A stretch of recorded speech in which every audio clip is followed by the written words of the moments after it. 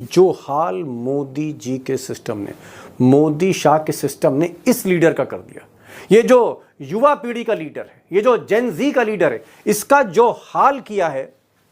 ईश्वर ना करे ऐसा हाल किसी दुश्मन का भी हो। अब दोस्तों बड़ी खबर पर तो आऊंगा और आज मैं आपको ये भी बताऊंगा कि अगर ये जो सिस्टम है आज का, इनका जो सिस्टम है, अगर हाथ धोकर पीछे पड़ जाए किसी के, तो फिर जुल्म की कोई हद नहीं होती, अपराध की फिर कोई सीमा नहीं होती। उस पर आऊंगा मैं, लेकिन मैं चाहता हूं कि जरा सोनम वांगचुक, ये जो लीडर हैं, जेन जी के लीडर हैं, जनरेशन जेड के युवा पीढ़ी के जो लीडर हैं, 18 बरस से लेकर 28-30 बरस के जो युवा हैं, जो सड़कों पर दिख रहे हैं, इनके जो लीडर हैं सोनम वांगचुक, इनकी जरा कुछ सच्चाई जान लेते हैं, ये हैं क्या। और आपको जान के ताज्जुब होगा कि सोनम वांगचुक कोई नेता नहीं, no, he is not a leader. वो बेसिकली एक जीनियस इंजीनियर है जिन्होंने क्लाइमेट और ऊर्जा, एनर्जी के क्षेत्र में तमाम वर्ल्ड क्लास इनोवेशंस किए हैं। और वो ना सिर्फ एक जीनियस इंजीनियर हैं बल्कि आर्किटेक्ट भी हैं। और यही नहीं, उन्होंने जीवन की सारी कमाई, अरबों रुपए की कमाई, सारी की सारी कमाई बच्चों की शिक्षा स्कूल में झोंक दी। शायद हिंदुस्तान में आज तक किसी ने ऐसा नहीं किया होगा, ऐसी दरिया दिली किसी ने नहीं दिखाई होगी। और सारी दौलत,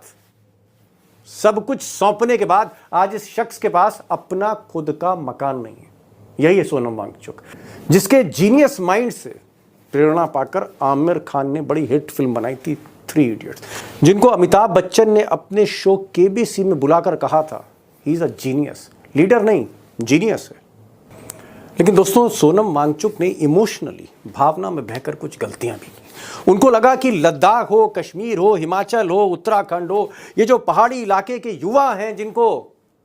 नौकरी नहीं मिलती, हाथ में डिग्री तो है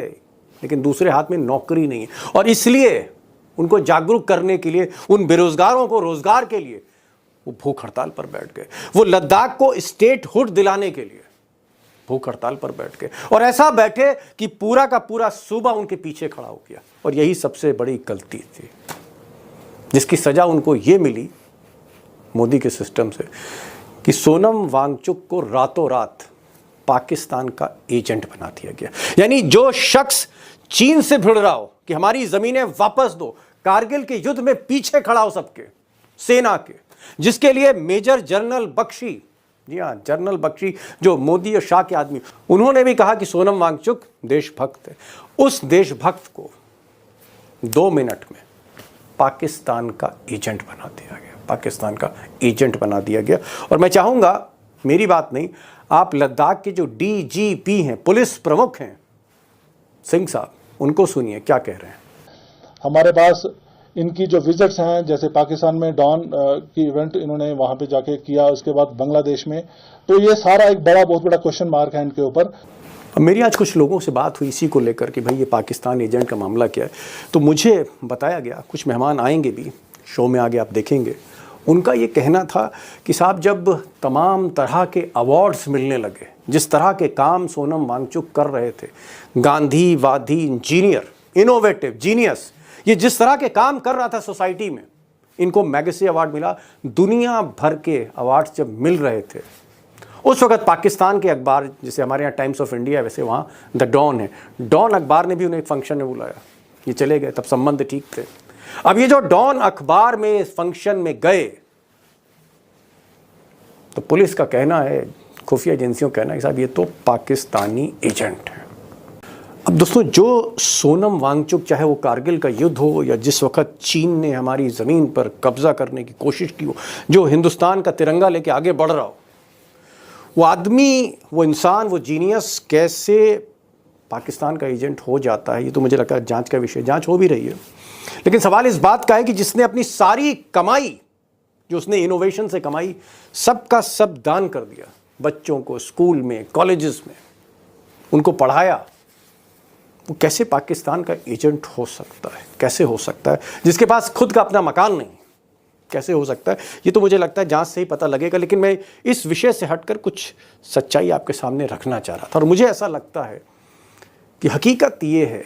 कि सोनम वांगचुक के पीछे जो युवा फौज खड़ी है, ये जो 18 साल के बच्चे, 20 साल के बच्चे, 24 साल के बच्चे, 26 साल के बच्चे,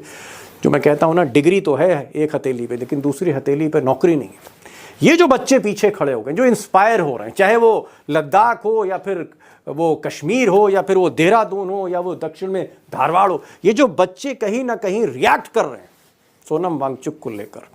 जो कहीं ना कहीं एक संघर्ष के नए लीडर बन रहे हैं, प्रतीक बन रहे हैं। सरकार दरअसल सोनम वांगचुक से कहीं ज़्यादा उनके पीछे जो लोग खड़े हैं,